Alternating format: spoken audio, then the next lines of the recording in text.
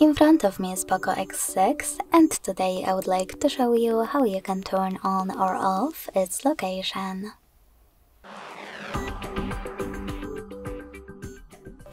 Begin by going into Tab menu and looking for Location shortcut. When you find it, click on it. As you can see, mine is grey.